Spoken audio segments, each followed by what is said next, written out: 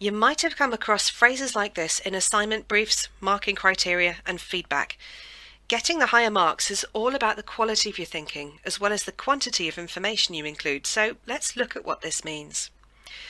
Bloom's taxonomy of educational objectives is a widely used framework underpinning teaching and assessment.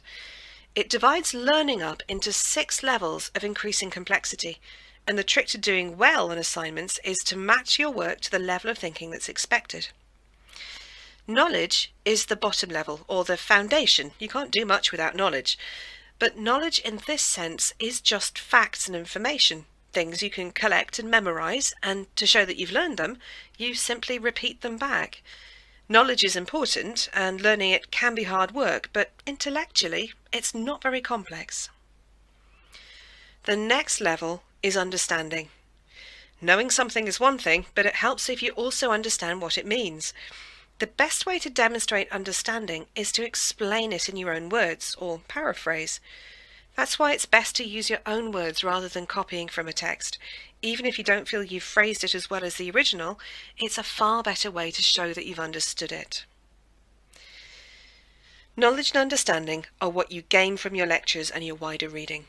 It's rare that an assignment will only be testing these levels, though. Knowledge and understanding are what you have, but most assignments will be asking what you can do with them to solve a problem or answer a question.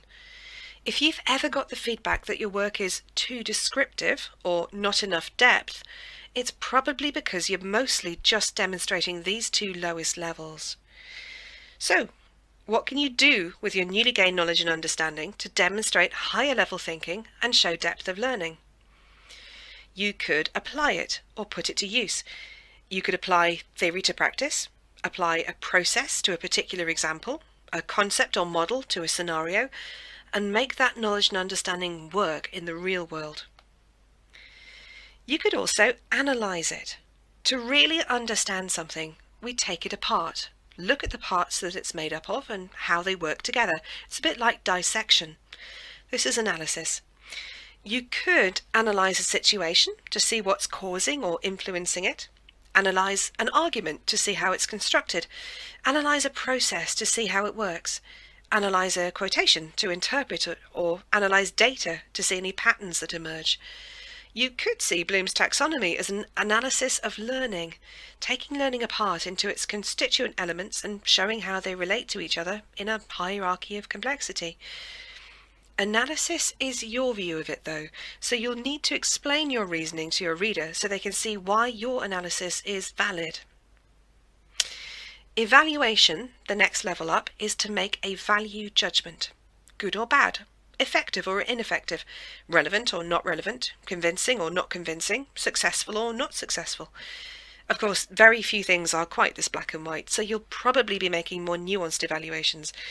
Largely convincing, moderately successful, effective to a certain extent.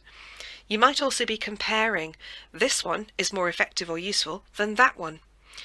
Again, as evaluation is your own perspective, you'll need to show your reasoning to convince your reader that your evaluation is sound.